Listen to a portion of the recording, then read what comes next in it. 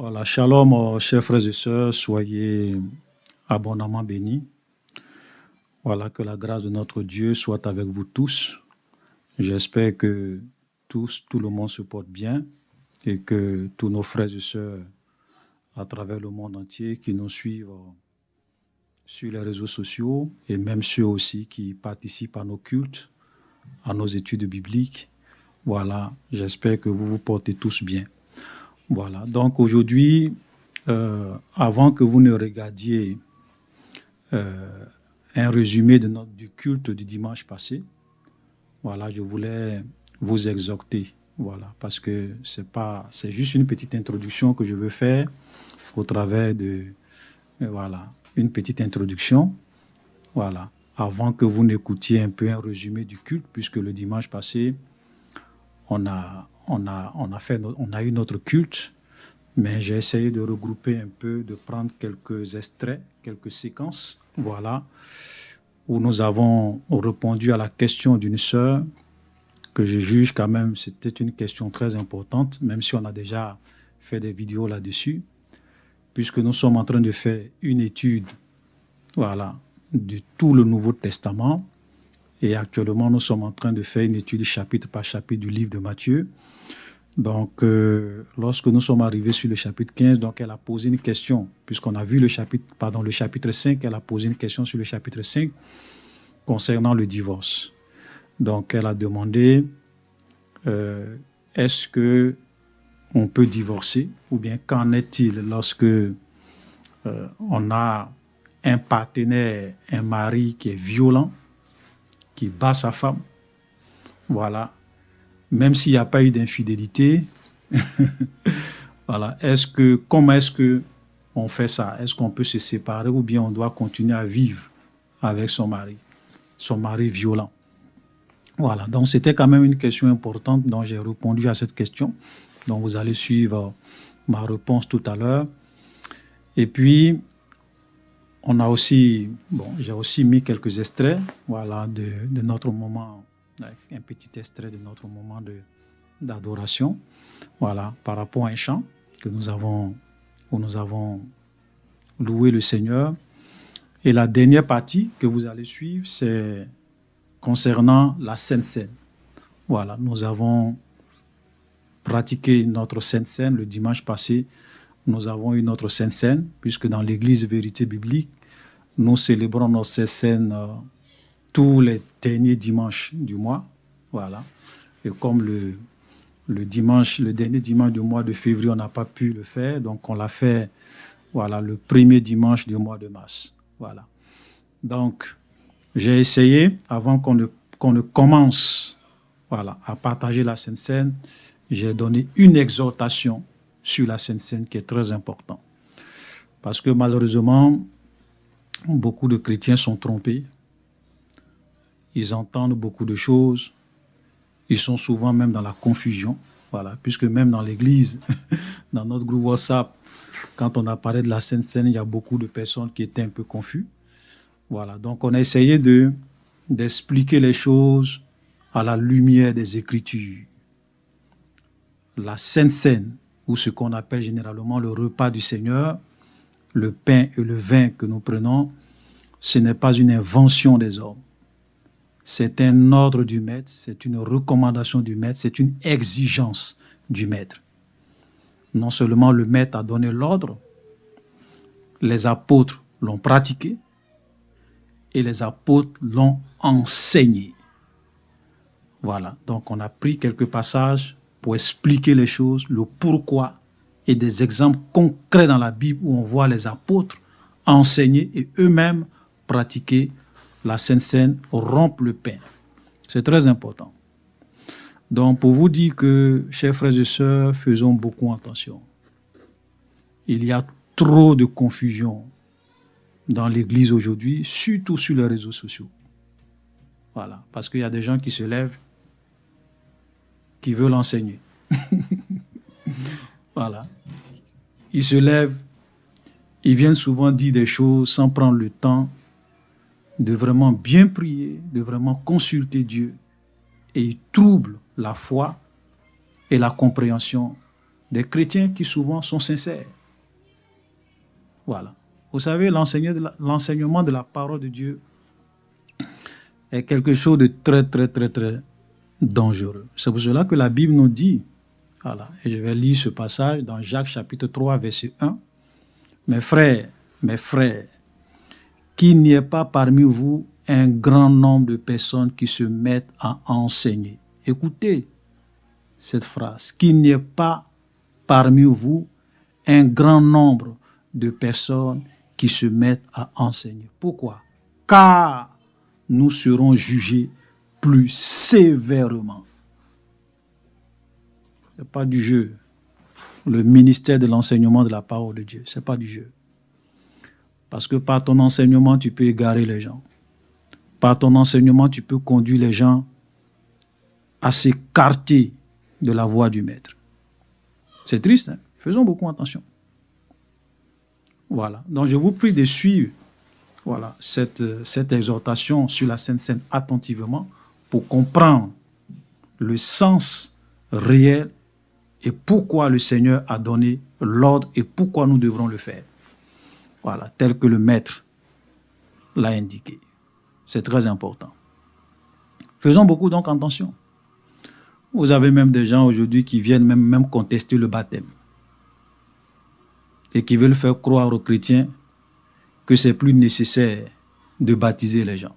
Oh boy! C'est terrible. Et souvent, regardez le passage souvent qu'ils s'en vont prendre, qui prouve qu'ils ne comprennent pas les Écritures ou bien qu'ils se trompent gravement. Voilà.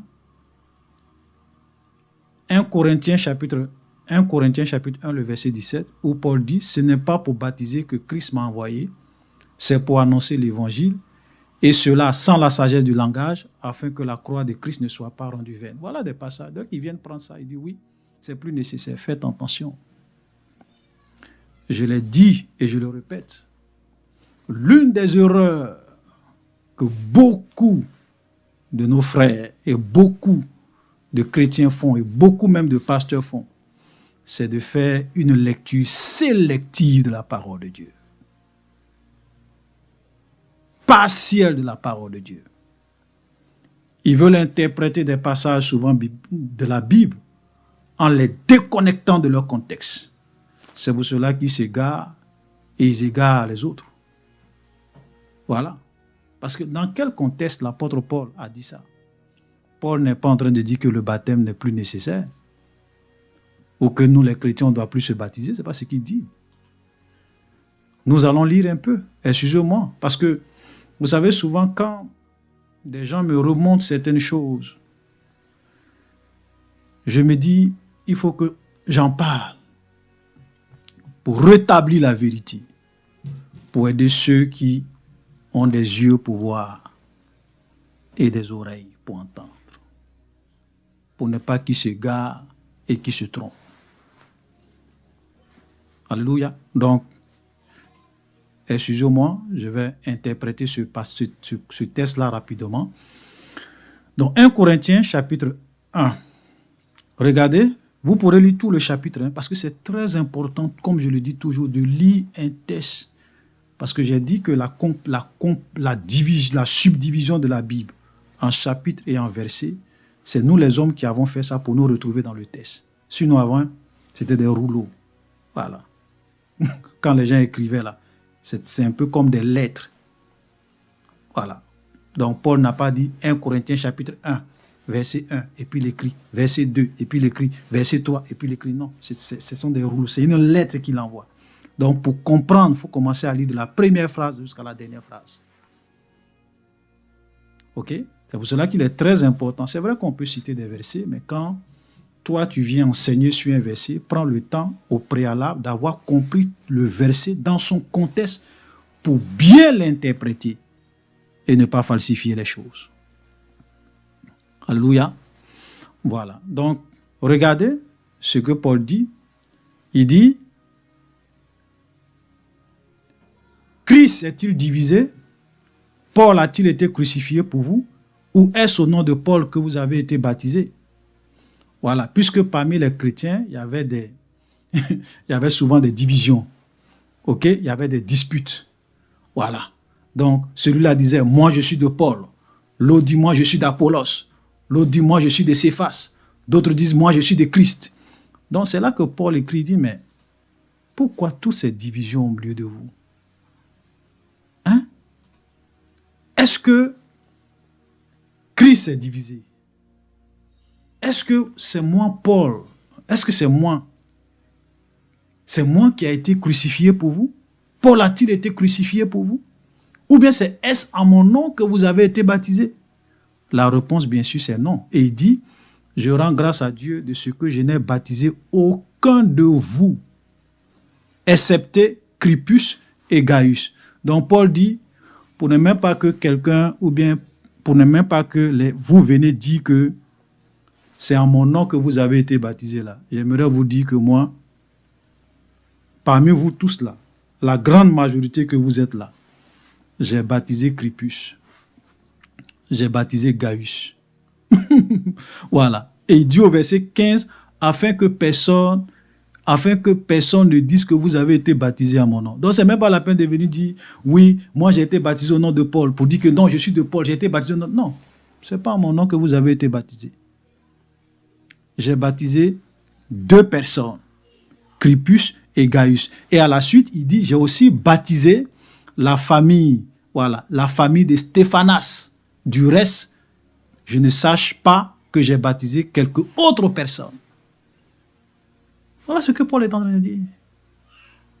Parmi vous tous là, j'ai baptisé Crispus, j'ai baptisé Gaius, j'ai baptisé la famille de Stéphanas. Voilà, une famille et 2 personnes. Voilà, quand je me rappelle là, voilà les gens que j'ai baptisés. À part ça là, la grande majorité que vous êtes là, c'est pas moi je vous ai baptisé. Donc c'est même pas la peine de venir dire j'ai été baptisé au nom de Paul. Non, non, non, non, c'est pas à mon nom que vous avez été baptisé. Vous comprenez? Mais quand Paul dit ça, ça veut dire que Paul lui-même, il pratiquait le baptême. Il baptisait les gens quand cela était nécessaire, quand cela était possible.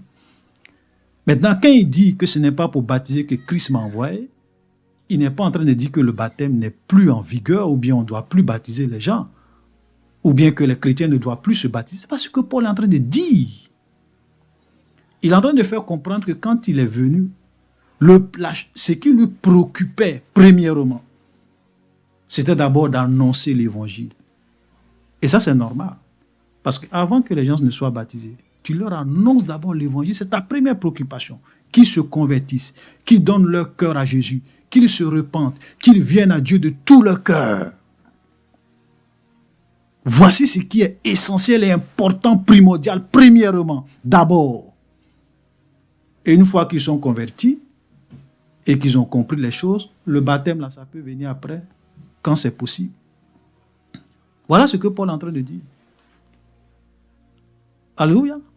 Voilà. Donc, chers frères et sœurs, je ne veux pas être long, parce que je pense que ce sont même ça, j'ai déjà parlé de ce test-là, même lorsque j'abordais aussi, j'ai fait des vidéos sur le baptême, j'en ai aussi parlé, pour réellement ramener certaines personnes à un certain niveau d'équilibre concernant le baptême. Mais voilà ce que Paul est en train de dire. Donc faisons beaucoup attention. C'est vraiment grave de voir des gens venir contester l'ordre du maître concernant le baptême. C'est vraiment grave de voir des gens venir contester l'ordre du maître concernant la Sainte Seine. C'est dangereux. Et il crée beaucoup de confusion, de tohu-bohu dans l'esprit des chrétiens. Frères, je vous exhorte, faisons beaucoup attention.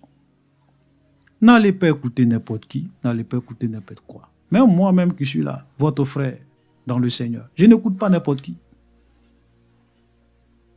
Parce qu'il y a beaucoup d'aventuriers, beaucoup de désordre, de confusion dans l'Église aujourd'hui.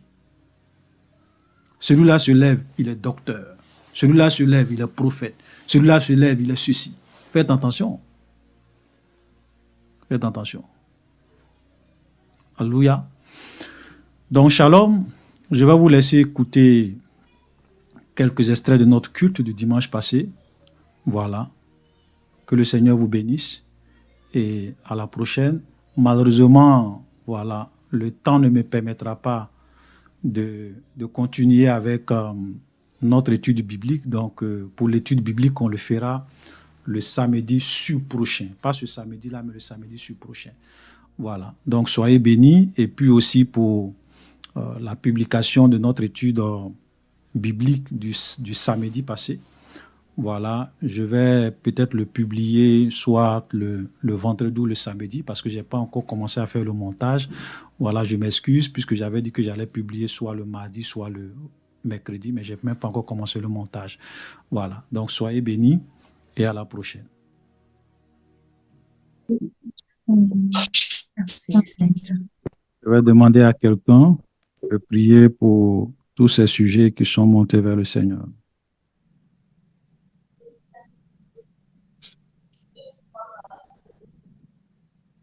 Éternel, notre Dieu, nous te bénissons et nous te rendons grâce. Ta parole déclare heureux celui que tu choisis et que tu admets dans ta présence, Seigneur, pour te louer, te célébrer et contempler, Seigneur, la magnificence, Seigneur, de ton temple, Père. Seigneur, je te rends grâce de ce que tu as permis en ce jour, Seigneur, que nous nous retrouvons, Seigneur, pour ensemble élever nos voix avec toi. Toi qui exauces les prières, c'est à toi que nous avons crié. Et nous croyons, Seigneur, que tu nous as exaucés. Merci Seigneur pour ce temps que tu as permis, oh Dieu. Merci pour la vie de tout un chacun, Seigneur, qui est présent, Seigneur Dieu Tout-Puissant. Merci pour la vie de ton serviteur également, éternel Dieu, que tu disposes, éternel, tous les dimanches, chaque jour, Seigneur, pour nous apporter la nourriture spirituelle dont nous avons besoin. Merci pour le reste du temps. Que toute la gloire te soit rendue dans le nom de Jésus-Christ de Nazareth. Amen, amen. Amen. Amen. Amen. Voilà. Amen. Nous bénissons le Seigneur pour sa grâce et pour sa faveur, pour la santé qu'il nous donne, pour la vie qu'il nous donne.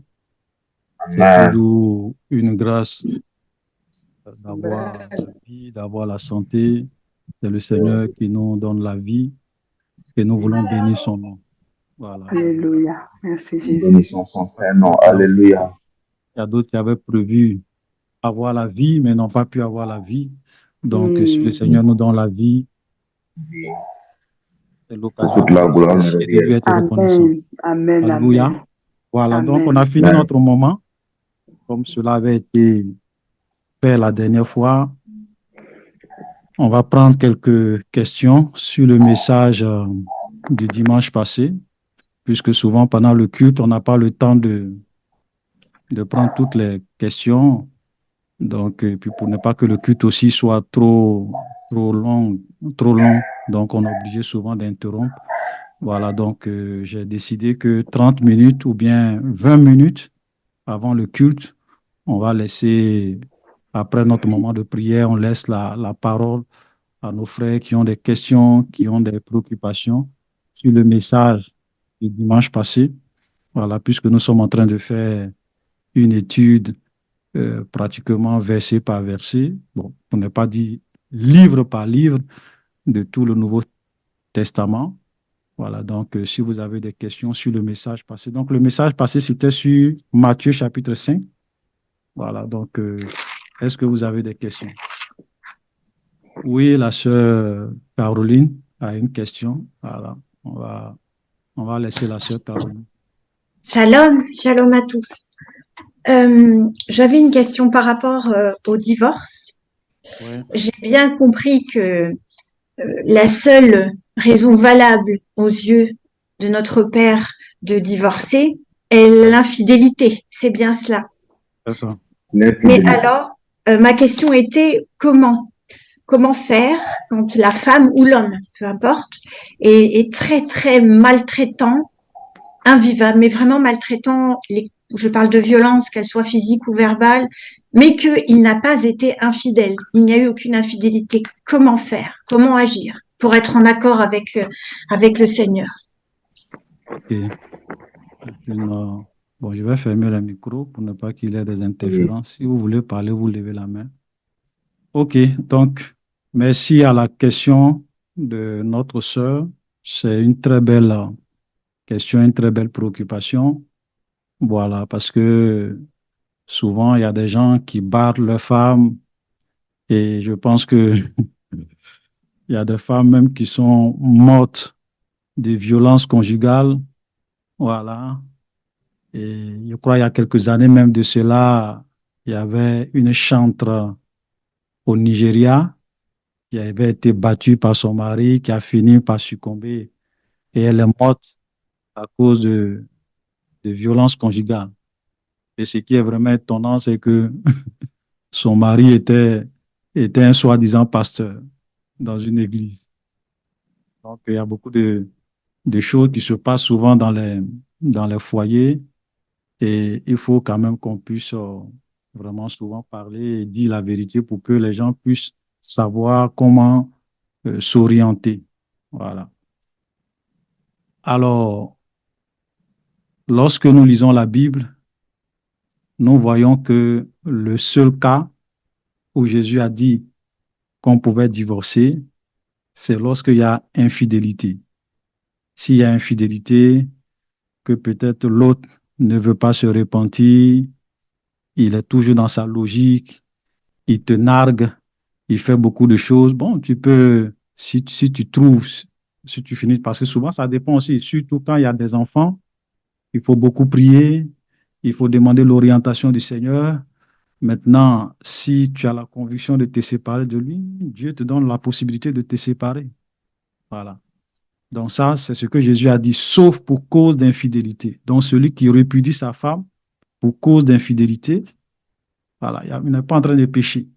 C'est ce que la parole de Dieu dit. Voilà. OK? Mais comme je le dis, si la personne elle-même demande pardon, revient de tout son cœur, bon, on peut pardonner puisque le pardon existe. Voilà, on peut pardonner si la personne est réellement sincère. On peut pardonner parce que c'est pas la peine de venir dire pardon et puis après, voilà. Mais si tu es sincère, voilà. Moi, j'ai entendu même des témoignages où il y avait un monsieur, sa femme l'avait trompé. Voilà. Et pourquoi sa femme l'avait trompé? Parce que lui-même, il n'était jamais à la maison, tout en mission, et cela, et sa femme s'est laissée séduire par quelqu'un. Donc, et quand l'affaire a éclaté, leur pasteur est allé le voir, la femme s'est expliquée, le monsieur s'est expliqué, et puis Dieu lui-même, il a convaincu le monsieur que c'est lui-même qui a créé tout ça. Parce que s'il avait réellement été là, ces genres de choses-là n'allaient pas arriver. Et il a pardonné à sa femme. Ils ont continué à vivre ensemble. Ça, c'est la conviction du Seigneur. Voilà. Donc, pour dire que le pardon existe dans le mariage. Maintenant, quand vous êtes face à quelqu'un qui vous frappe, il y a une violence conjugale, la maltraitance, le monsieur ne s'occupe pas de ses enfants, il ne s'occupe pas de sa femme, il ne s'occupe pas, ça dit que lui, il va, il vient, il s'en fout, ce que les enfants mangent, tout, il maltraite ses enfants, voilà. Donc, comment on doit faire ça? Vous savez, il y a un verset dans la Bible. La Bible dit que celui qui n'a pas soin des siens, je vais chercher le verset. Voilà. Celui qui n'a pas soin des siens, et principalement des gens de sa famille, voilà. Il est quoi? Il est pire qu'un infidèle. Il est pire qu'un infidèle. Voilà.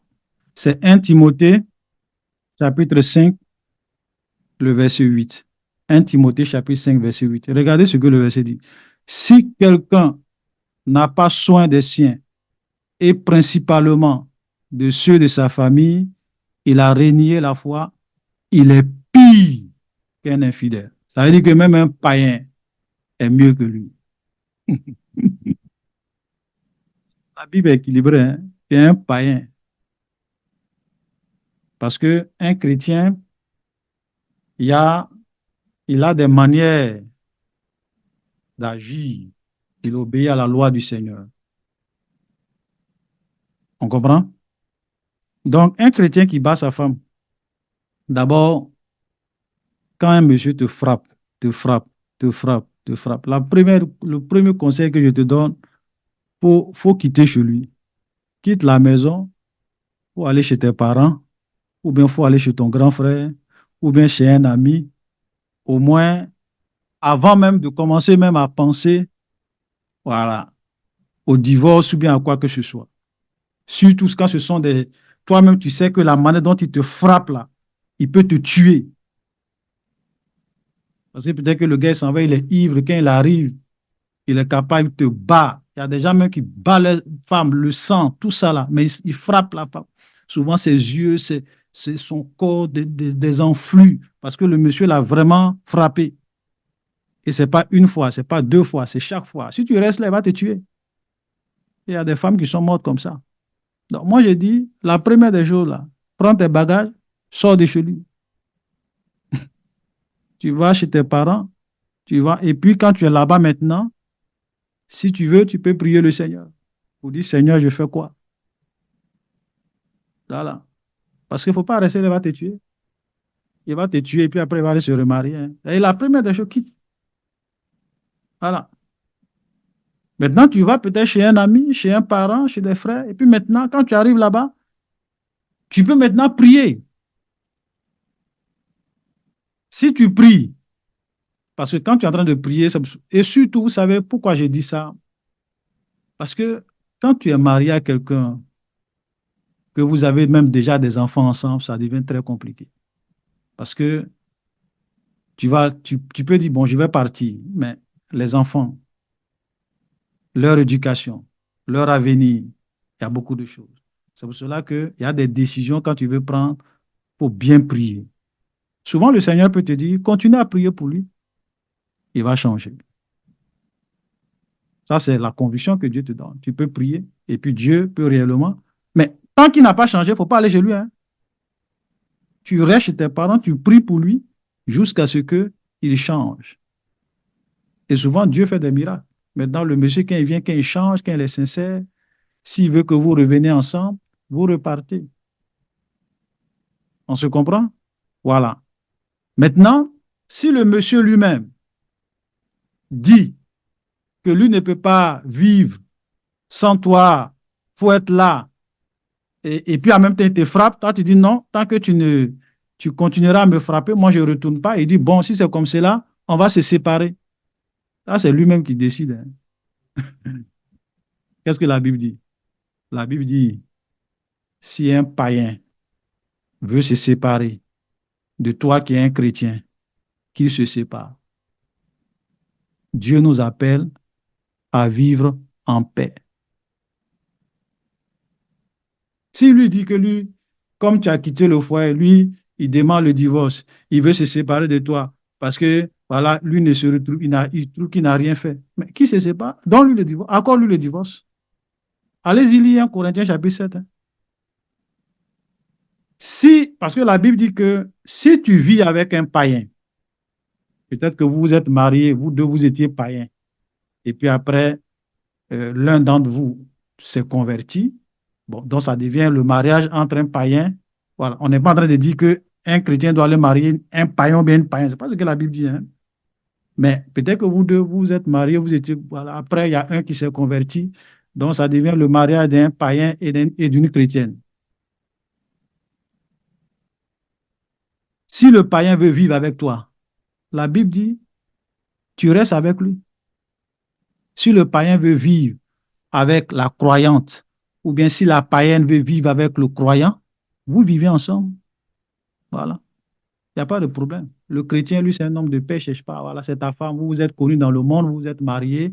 Si toi, tu t'es converti aujourd'hui, tu ne vas pas te séparer de lui. S'il veut vivre avec toi, il n'y a pas de problème. Maintenant, si lui-même, il dit qu'il ne veut plus de toi, qu'il s'en fout, qu'il demande le divorce, séparez-vous. Parce que si tu viens chez lui, il ne va pas t'accepter, il va te maltraiter, il va te frapper matin, midi, soir. Lui ne veut plus vivre avec une chrétienne dans sa maison, ou bien elle ne veut plus vivre avec un chrétien sous le même toit, mais accorde-lui le divorce. C'est moi qui ai dit ça. On va lire, peut-être que quand ils vont dire c'est le frère Olivier. Vous savez, la Bible, là, il y a plusieurs cas dans la Bible. Hein. La Bible traite chaque cas. Ce que Jésus dit là, Ça, c'est de façon générale. C'est-à-dire que ta femme est chrétienne, ton mari est chrétien, vous ne pouvez pas vous séparer comme ça. S'il n'y a pas eu infidélité, tu ne peux pas te séparer. C'est pas si tu te sépares, tu vas te remarier à adultère. Maintenant, si tu es marié à un païen, quelqu'un qui est pire qu'un infidèle, et puis dit qu'il veut se séparer de toi, on va lire.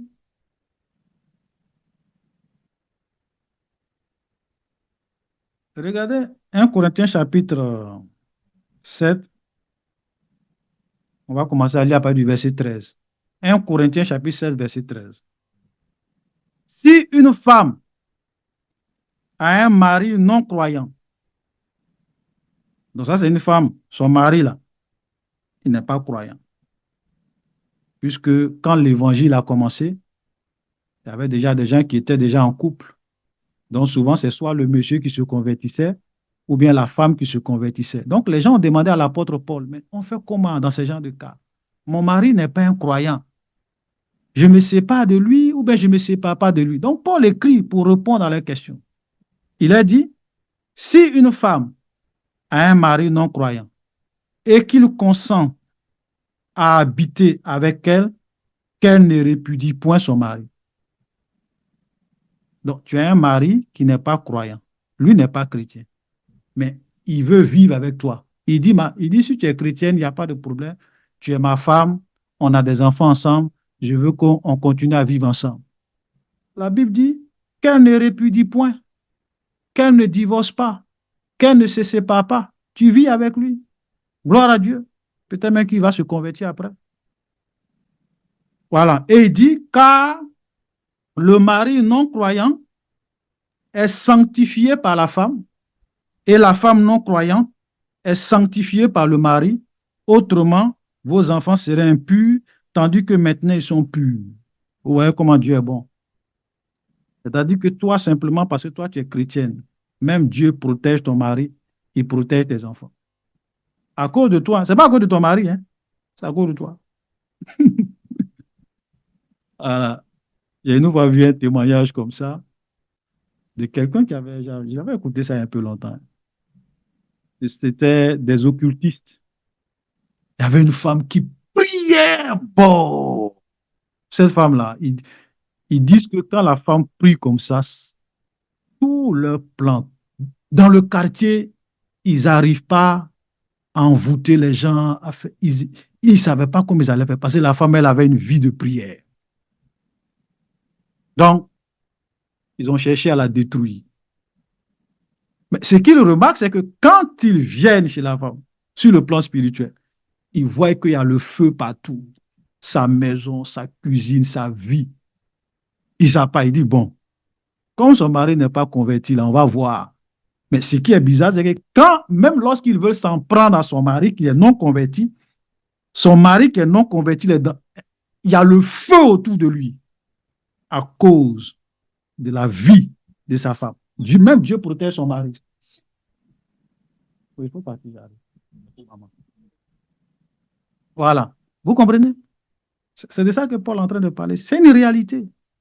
Souvent, le simple fait que toi, tu es chrétien, ton mari est païen, Dieu même là, il protège, puisque c'est ta famille, il protège tes enfants, ton mari, souvent même des accidents. Ce n'est pas à cause de ton mari, hein, c'est à cause de toi. Voilà. Parce qu'il sait que si quelque chose arrive à ton mari, ça va t'affecter. Donc Dieu te protège. Mais regardez le verset 14. Voilà, pardon, le verset 15. Si le non-croyant se sépare, qu'il se sépare. C'est moi qui ai dit ça. C'est pas moi. La Bible dit, s'il veut vivre, il n'y a pas de... Mais s'il veut se séparer, qu'il se sépare. Et la Bible dit, le frère ou la sœur ne sont pas liés dans ces cas-là. Il y a des gens qui disent, ah non, on est liés par le mariage jusqu'à la mort. Qui t'a dit ça? S'il se sépare, ce n'est pas toi qui veux te séparer, hein. C'est lui-même qui veut se séparer. Il se sépare. Tu n'es plus lié à lui. Tu peux te remarier. Les gens, souvent, il faut une lecture sélective de la parole de Dieu. Ils ne savent pas qu'il y a tous ces cadres dans la Bible. Et regardez la dernière phrase. Dieu nous appelle à vivre en paix. La volonté de Dieu, c'est que tu vives en paix.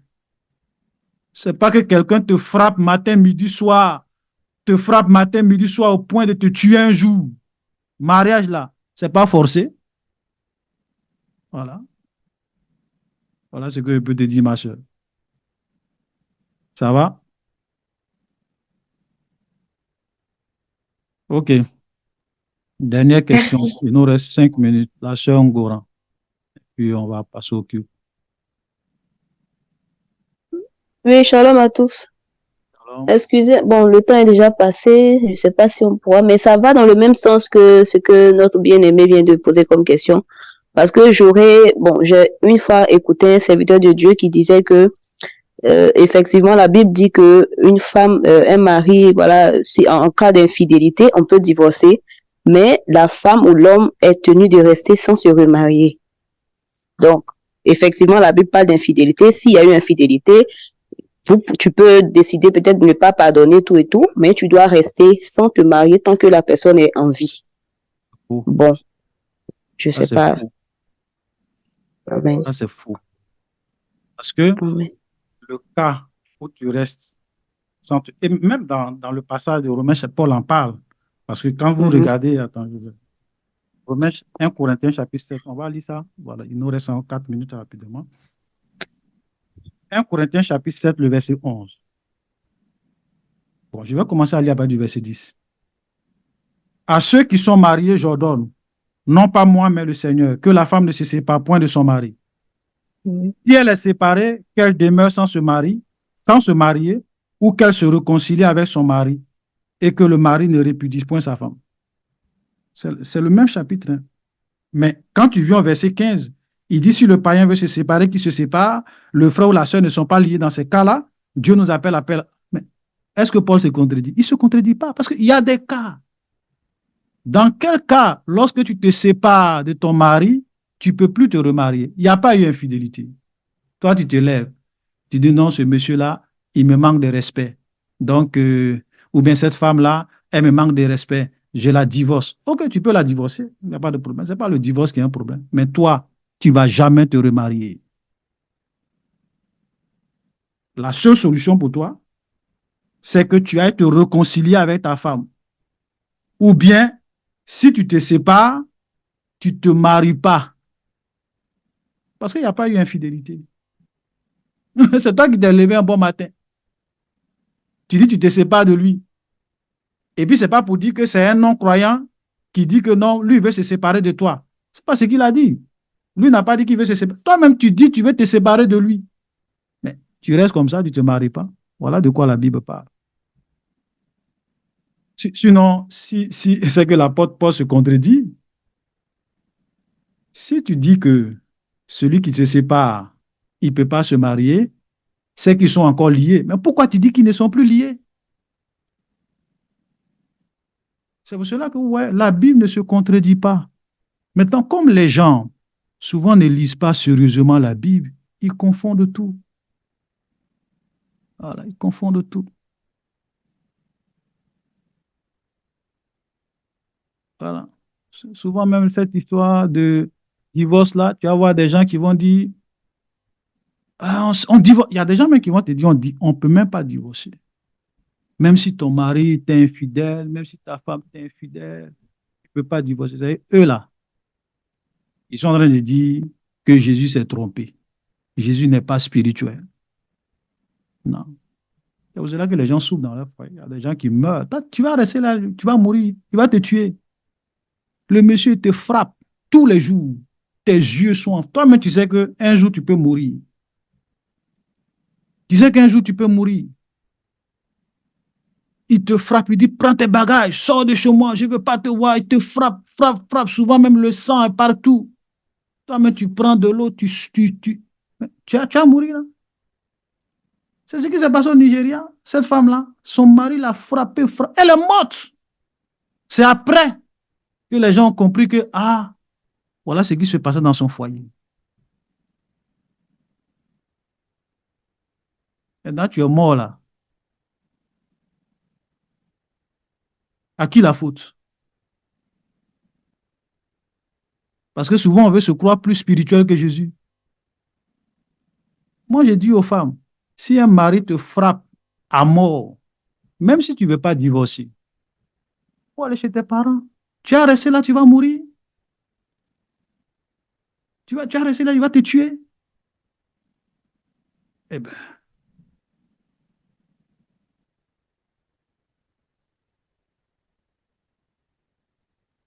alléluia. Donc, nous allons commencer notre culte. Voilà, il est déjà l'heure. Voilà, donc je pense que ce sont des moments intéressants parce que ça permet quand même de répondre aux questions. Donc, on va continuer. Donc, le dimanche prochain, on sera là encore. 30 minutes de prière avant le culte et 30 minutes de questions. Voilà, pour répondre à vos préoccupations sur le message du dimanche passé. Voilà, donc je vais laisser le groupe musical, puisque ce sont eux qui sont chargés de conduire le culte aujourd'hui. Voilà, donc, groupe musical qui dirige le culte. Amen, amen, amen, amen. Que le nom de notre Seigneur Jésus-Christ soit béni. C'est le frère Tahiri. Encore une fois, nous voulons bénir le nom de notre Seigneur Jésus-Christ, de ce qu'il a permis que nous soyons tous encore connectés en ce jour. Certes, la semaine a eu ses péripéties, la semaine a eu certainement des événements positifs comme négatifs, mais la parole déclare que ceux qui demeurent sur l'abri du Très-Haut reposent à l'homme du Tout-Puissant. Donc, c'est une joie, c'est un privilège de pouvoir se tenir aujourd'hui dans la présence de notre Seigneur Jésus-Christ. Que son nom soit béni. Sans plus tarder, nous allons invoquer la présence tous ensemble de notre Seigneur Jésus-Christ. Nous allons demander au Seigneur Jésus-Christ de venir prendre le contrôle de ce culte et que tout ce qui sera fait, tout ce qui sera dit, chaque instant, chaque seconde, soit sous son contrôle et sous la bannière de son Esprit Saint. Nous prions tous ensemble. Éternel des armées, notre Père, notre Dieu. Notre Père, nous voulons... Merci Seigneur pour la Amen. Frères et sœurs en Christ, que le nom de notre Seigneur Jésus-Christ soit béni. Nous remercions le Seigneur pour tout le fruit de ses lèvres qui sont montées vers lui, toutes ces prières, toute cette adoration qui sont montées vers lui, que son nom soit béni.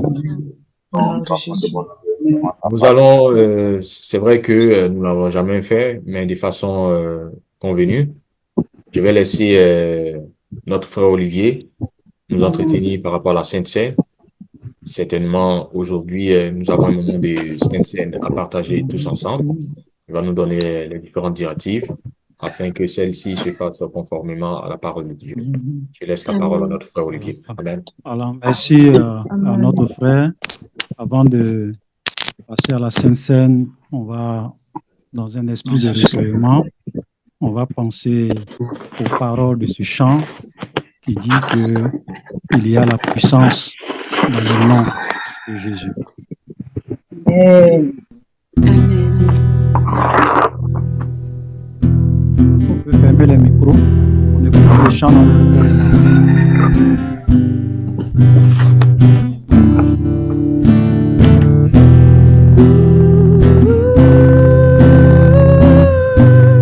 Merci Jésus pour ta présence.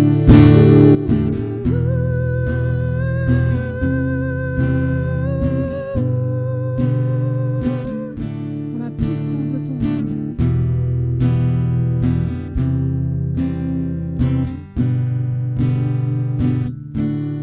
Il y a de la puissance dans le nom de Jésus. Il y a de la puissance dans le nom de Jésus. Il y a de la puissance dans le nom de Jésus. Il y a de la puissance dans le nom de Jésus. Il y a de la puissance dans le nom de Jésus. Il y a de la puissance dans le nom de Jésus.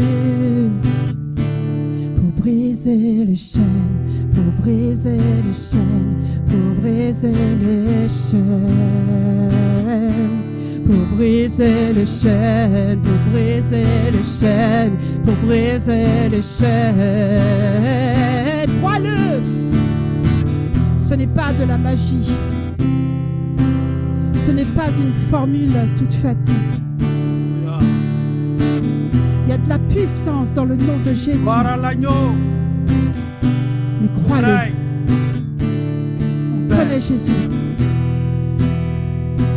La puissance Qui est Jésus dans le pour toi? nom de Jésus.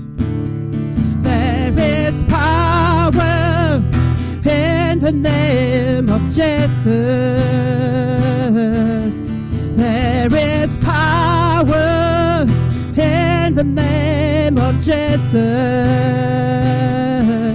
to break the chains, to break the chains, to break the chains,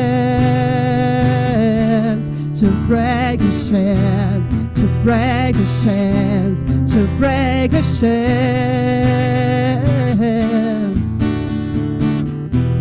Quelles sont nos chaînes? Les chaînes de la peur, du doute. Quelles sont nos servitudes?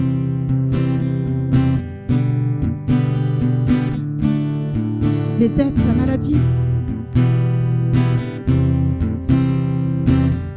Proclamons que c'est terminé. In the name of Jesus. In the name of Jesus. In the name of Jesus. In the name of Jesus. Il y a de la puissance dans le nom de Jésus. Il y a de la puissance dans le nom de Jésus.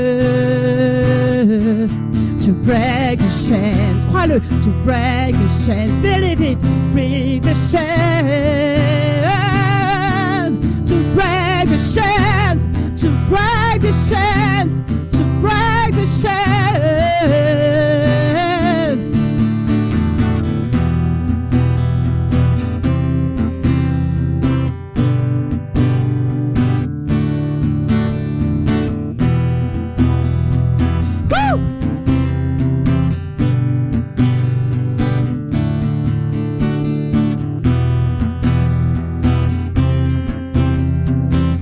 Voilà, dans cette position, nous allons passer à notre Sainte Seine.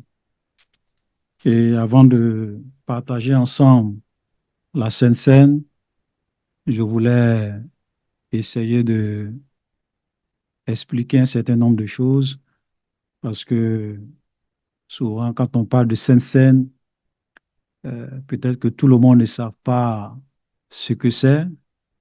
D'autres même se demandent pourquoi on le fait, la raison. Est-ce que c'est toujours d'actualité? Est-ce que c'est biblique? Ou bien, bon, on fait ça parce qu'il faut le faire. Voilà. Donc, je vais essayer de vous expliquer pourquoi nous le faisons. Et on va voir des exemples concrets dans la Bible, comment les apôtres eux-mêmes ont pris la Sainte Seine. Voilà. Donc, pour dire que ce n'est pas une invention, c'est biblique et c'est une recommandation du Seigneur. Voilà. Donc, dans l'Église de vérité biblique, nous voulons être conformes à la parole de Dieu. La Bible, c'est notre constitution. On ne veut pas faire des choses selon notre propre imagination. Voilà. Ou bien en copiant. Voilà. OK? Donc, d'abord, pourquoi nous faisons la Sainte Seine? Nous allons prendre Luc 22. Voilà, Luc 22, à partir du verset 19. Je ne vais pas lire tout le texte, mais le contexte ici, c'est que voici ce que le Seigneur Jésus-Christ va faire avec ses disciples. Et voilà non seulement ce qu'il va faire, et ce qu'il va les dire avant d'aller à la croix. Voilà. Donc, Luc 22, verset 19. Ensuite, donc Jésus va se mettre à table avec ses disciples. Voilà. Et voilà ce qu'il va faire. Ensuite, il prit du pain, Luc 22, verset 19. Ensuite, il prit du pain, et après avoir rendu grâce, il le rompit. Donc, le Seigneur va rompre le pain et le leur donna.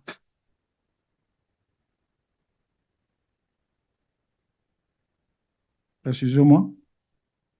Et le leur donna en disant, ceci est mon corps qui est donné pour vous.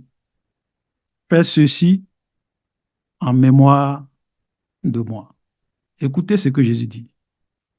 Il prend le pain, il va rompre le pain, il va donner à ses disciples pour dire manger, mais il va dire quelque chose de très important. Il dit faites ceci en mémoire de moi. Donc, Jésus a dit à ses disciples, quand je serai mort, ressuscité, quand vous allez vous réunir, faites ceci en mémoire de moi. Donc, c'est Jésus qui nous a dit de faire. C'est lui, Jésus, qui a dit de faire. De la même manière que, avant qu'il ne monte au ciel, il a dit, allez par tout le monde entier, baptisez les gens au nom du Père, du Fils et du Saint-Esprit. Donc, même le baptême, la Sainte Seine, tout comme le baptême, c'est une recommandation du Seigneur. C'est très important. Et il prit de même la coupe. Il va prendre la coupe après le souper et la leur donnant en disant, cette coupe est la nouvelle alliance en mon sang qui est répandue pour vous. Donc voilà les paroles de Jésus. Donc la raison principale pour laquelle nous faisons la Sainte Seine, c'est parce que le Seigneur Jésus nous a dit de faire cela en sa mémoire. Et pourquoi on le fait? Un autre test. On le fait premièrement parce que Jésus l'a dit. Mais un autre test, pourquoi on le fait, c'est 1 Corinthiens, chapitre 11, le verset 26. Voilà ce que le Seigneur dit. Car toutes les fois que vous mangez ce pain, donc s'il dit toutes les fois que vous mangez, ça veut dire que les apôtres avaient l'habitude de rompre le pain, de prendre la Sainte Seine. On va voir des exemples tout à l'heure, des exemples concrets. Il dit, toutes les fois que vous mangez ce pain et que vous buvez cette coupe, vous annoncez la mort du Seigneur jusqu'à ce qu'il revienne. Donc, lorsque nous sommes en train de participer à la Sainte Seine, c'est quelque chose de vraiment fort, très fort. Nous sommes en train de dire, Seigneur, tu es mort pour nous. On se souvient de ta mort pour nous. On se souvient du sacrifice que tu as fait pour nous. On se souvient du sang que tu as versé, de ton corps que tu as donné pour nous. Et donc, à chaque fois que nous prenons la Sainte Seine, nous buvons la coupe, nous mangeons le pain, nous sommes en train d'annoncer la mort du Seigneur jusqu'à ce qu'il revienne. C'est quelque chose de très, très, très, très fort et de très, très spirituel. Chaque fois qu'on le prend, nous disons, Seigneur, tu es mort pour nous. Seigneur, tu es mort pour nous. Seigneur, tu as payé ce prix pour nous. Nous étions destinés à la mort éternelle, à l'enfer. Tu as versé ton sang, tu as donné ton corps pour que nous soyons sauvés. Et nous annonçons cette mort. Nous nous souvenons de cette mort. Donc, je donne déjà ces deux versets pour dire que la Sainte Seine n'est pas une invention. On le fait parce que le Seigneur nous a dit de le faire. On le fait parce qu'à chaque fois qu'on le fait, nous sommes en train d'annoncer la mort du Seigneur jusqu'à ce qu'il revienne. Voilà. Donc, soyez rassurés parce qu'il y a des gens qui se posent des questions. Est-ce que la Sainte Seine, c'est biblique? Est-ce que c'est de Dieu? Est-ce qu'on doit le faire? Voilà. Maintenant, on va voir des exemples concrets dans la Bible si les apôtres ont rompu le pain ou pas. Le premier passage qu'on va prendre, c'est Actes chapitre 2, le verset 42. Ça, c'est le tout début de l'Église. L'apôtre Pierre a prêché. Il y a eu 3000 personnes qui se sont converties. Donc, les gens se réunissaient.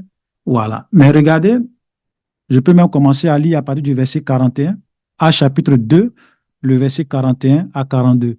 Ceux qui acceptaient sa parole furent baptisés. En ce jour-là, le nombre des disciples s'augmenta d'environ 3000 âmes. Verset 42.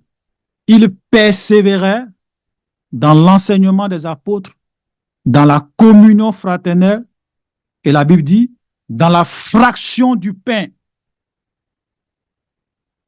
et dans les prières. Dans la fraction du pain. Quand on parle de fraction du pain, c'est la Sainte Seine. Donc les premiers chrétiens, la Bible dit qu'ils persévéraient, non seulement dans les enseignements, des apôtres, ils persévéraient dans la prière, ils persévéraient dans la communion fraternelle, mais ils persévéraient aussi dans la fraction du pain.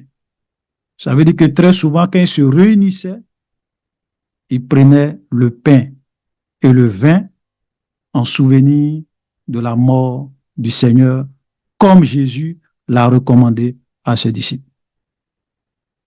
Ça, c'est un exemple concret. Un autre exemple concret que nous voyons, c'est dans Actes, chapitre 20, le verset 7. Le premier jour de la semaine, et laissez-moi vous dire que quand on parle du premier jour de la semaine, c'est pas le lundi. Voilà. Parce que dans le calendrier hébraïque, le premier jour de la semaine, c'est dimanche. Le dernier jour de la semaine, c'est le samedi. C'est pour cela que les Juifs, dans la loi, leur sabbat, qui est le 7e jour, c'était le samedi. Donc, le premier jour de la semaine, qu'est-ce que la Bible nous dit? Voilà, le premier jour de la semaine, donc le dimanche, un jour comme aujourd'hui, nous étions réunis pour rompre le pain. Voilà. Donc, ils se sont réunis pour rompre le pain, pour prendre la Sainte Seine. Paul qui devrait partir le lendemain, s'entretient avec les disciples, il prolongea son discours jusqu'à minuit. Mais on voit très bien que le premier jour de la semaine, qui était le dimanche, ils se sont réunis et ils ont rompu le pain entre eux frères, entre eux chrétiens. Gloire à Dieu. Ça veut dire que même les apôtres se réunissaient. L'église primitive, ils se réunissaient et ils persévéraient dans la fraction du pain. Je vais lire un autre texte pour dire que même dans l'église primitive, ça se faisait. 1 Corinthiens, ça c'est les épîtres. 1 Corinthiens chapitre 10, le verset 15 à 17. La coupe de bénédiction que nous bénissons, n'est-elle pas la communion au sang du Christ? Donc, la Bible dit, mais Paul dit, mais la coupe de bénédiction que nous bénissons, n'est-elle pas la communion au sang de Christ? Le pain que nous rompons, n'est-il pas la communion au corps de Christ?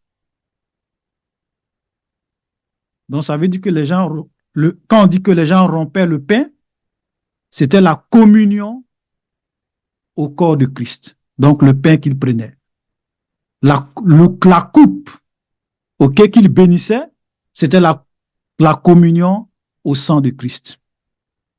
Et au verset 17, il dit, puisqu'il y a un seul pain, nous qui sommes plusieurs, nous formons un seul corps, car nous participons tous à un même pain. Voilà. Puisque dans le Seigneur, nous formons un seul corps, une seule famille. Nous sommes unis par le même esprit. C'est pour cela que c'est pas la distance. Le simple fait que nous soyons réunis par Zoom ici, c'est une église du Seigneur constituée de chrétiens dont nous sommes unis en esprit et nous participons au même pain et nous communions à la même coupe. Alléluia. Matthieu 18, le verset 20, Jésus est clair, il dit, là où 2 ou 3 sont assemblés ou bien sont réunis, je suis au milieu d'eux. Voilà. Donc, nous sommes là ce matin. Le Seigneur au milieu de nous, par son esprit. Nous sommes unis en esprit.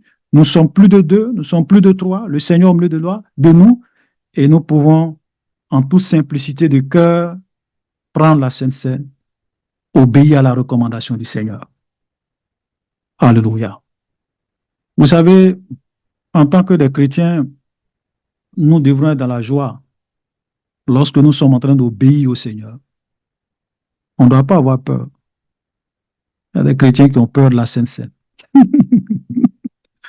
Voilà. C'est un peu comme si quelqu'un me dit qu'il a peur du baptême. Le baptême, c'est une recommandation du Seigneur. Pourquoi quand tu prends le baptême, tu as peur? La Sainte Seine, c'est une recommandation du Seigneur. Pourquoi quand tu prends la Sainte Seine, tu as peur? Tu ne dois pas avoir peur. C'est une bénédiction. Alléluia.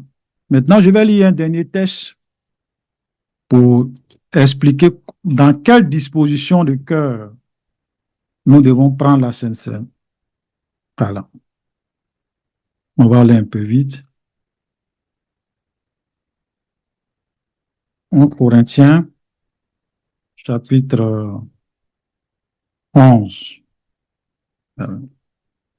Corinthiens, chapitre 11.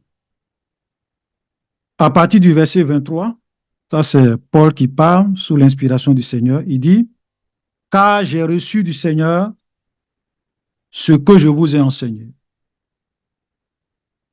J'ai reçu du Seigneur ce que je vous ai enseigné, c'est que le Seigneur Jésus, dans la nuit où il fut livré, prit du pain et après avoir rendu grâce, le rompit et dit, « Ceci est mon corps qui est répandu pour vous. Faites ceci en mémoire de moi. » Donc, c'est ce qu'on a lu tout à l'heure. C'est Jésus qui a dit. Donc, Paul a enseigné ça aux chrétiens. Donc, si Paul a enseigné ça aux chrétiens, c'est parce que les chrétiens devraient mettre ça en pratique. Voilà. Donc, il leur a enseigné ça. Faites ceci en mémoire de moi. De même, après avoir soupé, il prit la coupe et dit, cette coupe est la nouvelle alliance en mon sang. Faites ceci en mémoire de moi toutes les fois que vous en boirez. Voilà. Toutes les fois. Toutes les fois. Toutes les fois. Ce n'est pas une fois, ce n'est pas 2 fois. Toutes les fois.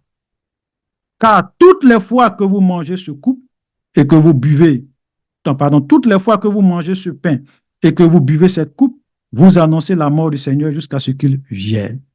On a lu tout à l'heure. C'est pourquoi, maintenant, regardez cette partie qui est très importante. C'est pourquoi celui qui mangera le pain ou boira la coupe du Seigneur indignement sera coupable envers le corps et le sang du Seigneur. Voilà la partie souvent qui fait peur aux chrétiens, qui font qu'ils ont peur de la Sainte Seine. Parce que la Sainte Seine, c'est un peu comme un couteau à double tranchant, c'est une bénédiction. Mais il faut la prendre dans de bonnes dispositions. Voilà. Il faut te juger toi-même. Il faut te repentir. Il faut abandonner ton péché. Si tu pratiques le péché, si tu aimes le péché, si tu ne veux pas abandonner tes péchés, c'est mieux de ne pas prendre la Sainte Seine pour ne pas que tu sois coupable envers le sang et le corps du Seigneur. Quand on dit coupable envers le sang du Seigneur, c'est un peu comme si toi aussi, tu étais parmi ceux qui ont crucifié Jésus, parmi ceux qui ont tué Jésus. Voilà, c'est dangereux. OK? Car celui qui mange et boit sans discerner le corps du Seigneur mange et boit un jugement contre lui-même. Vous voyez comment c'est grave. C'est pour cela qu'il y a parmi vous beaucoup d'infirmes et de malades et qu'un grand nombre sont morts. Donc il y a des chrétiens qui venaient, qui participaient à la Sainte Seine, qui méprisaient, pour eux, ils pensaient que c'était simplement du pain qu'ils prenaient. Même ils n'ont pas la crainte de Dieu, ils vivent dans le péché, ils ne se jugent pas eux-mêmes. Tu vois, ils se plaisent ils pratiquent le péché et ils viennent. Et l'apôtre Paul dit, je vais vous dire une chose. C'est pour cela que beaucoup parmi vous sont infirmes, beaucoup sont malades, on prie pour eux, ils ne sont pas guéris, beaucoup sont morts. Et il leur donne un conseil à la fin. Si nous nous jugeons nous-mêmes, nous ne serons pas jugés. Vous comprenez? Voilà. Si nous nous jugeons nous-mêmes, nous ne serons pas jugés. Donc, ce que le Seigneur attend de nous, c'est qu'on puisse se juger soi-même. S'il y a des choses que le Seigneur te reproche, il faut abandonner, il faut laisser, il faut demander pardon à Dieu, il faut délaisser. Et puis, quand Dieu t'a pardonné, tu peux venir prendre le repas du Seigneur librement. Parce que c'est une bénédiction. Jésus a dit aux gens, il dit, si vous ne mangez le corps du Fils de l'homme, voilà, si vous ne buvez le sang du Fils de l'homme, vous n'avez pas la vie en vous-même. Car mon corps est vraiment une nourriture et mon sang est vraiment un breuvage. C'est vrai que c'est sur le plan spirituel qu'il parle, parce que les gens pensaient que Jésus, étant donné leur dit, venez manger mon corps physique, venez boire mon sang, comme des vampires, ou bien des cartes. Non, c'est pas de ça que Jésus parle, c'est spirituel. Voilà. Ok, c'est spirituel. Le corps et le sang du Fils de l'homme est vraiment une nourriture et un breuvage.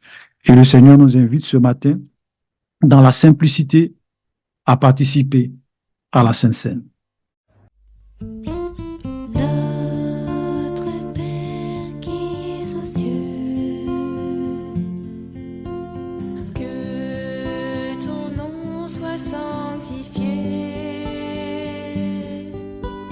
que ton règne vienne, que ta volonté soit faite sur terre comme au ciel. Donne-nous aujourd'hui notre pain de ce jour. Pardonne-nous nos offenses, comme nous pardonnons à tous ceux qui nous ont offensés, à tous ceux qui